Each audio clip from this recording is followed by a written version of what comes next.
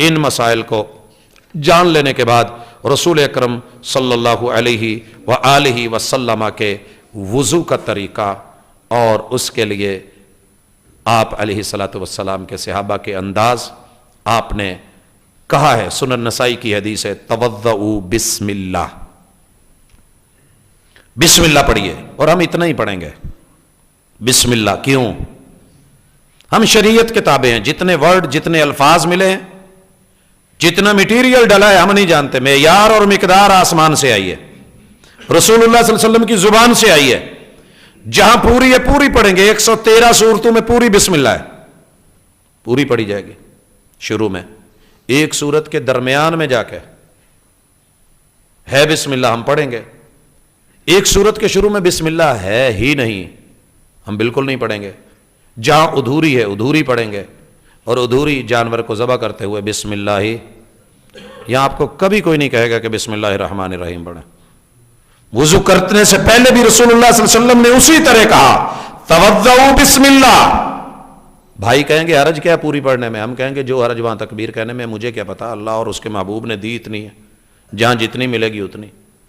آپ صبح کے ناشتے میں کھانا تھوڑا کیوں لیتے ہیں اور دوپہر میں زیادہ کیوں لیتے ہیں؟ وجہ بھرپور کیوں لیتے ہیں اور رات کو ماشاءاللہ اچھے خاصے طریقے سے جب تک ہم چلنے کے قابل ہوتے ہیں تب تک کھاتے پیتے رہتے ہیں. وائے یہ تو آپ کا اور میرا روایت کا معاملہ ہے. اگر آپ کی اور میری روایت یہاں چلتی ہے تو محمد رسول صلی اللہ علیہ وسلم کی روایت ہمارے لیے اصول زندگی ہے، طرز بندگی اور اسوہ حسنہ ہے. ہم نے اسی کو لینا ہے. بسم اللہ پڑھیں گے اور پانی لوٹے سے لے، برتن سے لے یا ٹونٹی سے لے، اپنے ان ہاتھوں پہ ڈال کے دائیں اور بائیں ہاتھ کو مل کے اور انگلیوں کا خلال کرنا.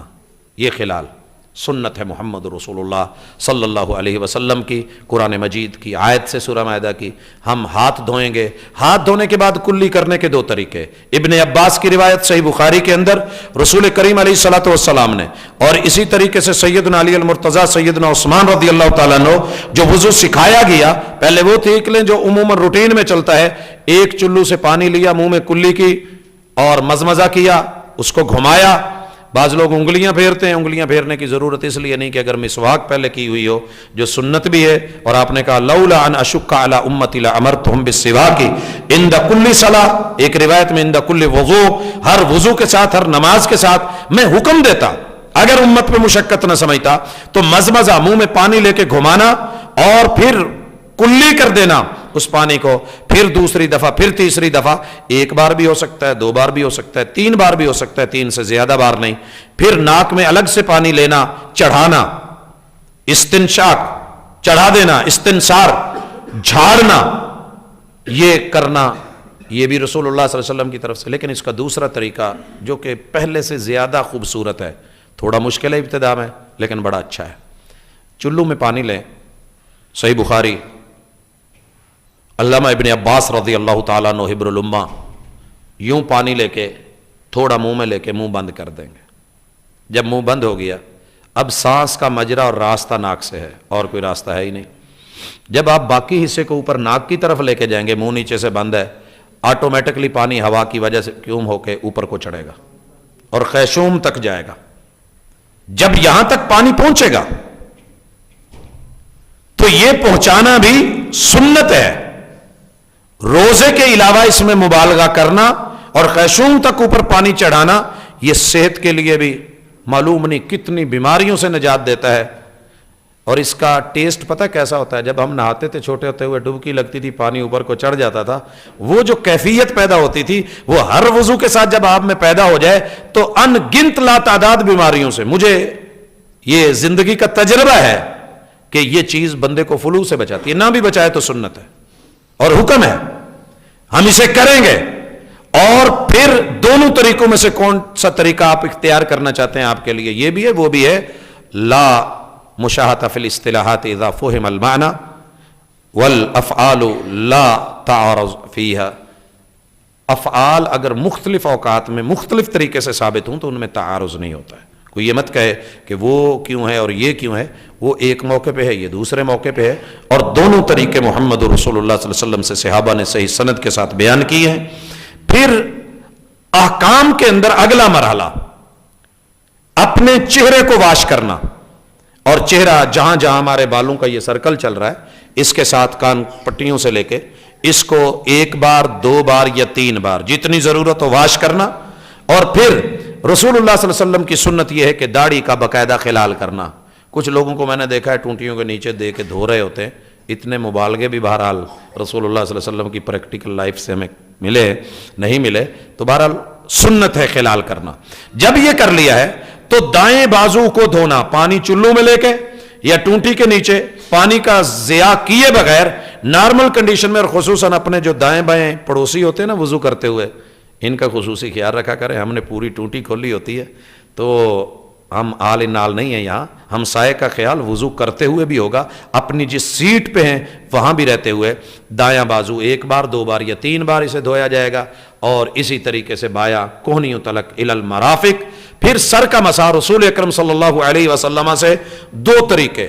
پہلا طریقہ جو شارٹ اور مختصر ہے، آپ یہاں سے شروع کر کے پانی ہاتھ گیلے کیے ہیں یہاں سے شروع کر کے یہاں تک آپ جو ہے پیچھے تک لے جا کے اس کو چھوڑ دیں. دوسرا طریقہ اس کو بیک بھی لے کے آئیں. بدأ بمقدم رأسہ، یہاں سے آپ علیہ الصلوۃ والسلام نے شروع کیا ہے اور اسے آگے تک جہاں سے شروع کیا تھا وہاں پہ واپس لائے ہیں گدی سے لے کے.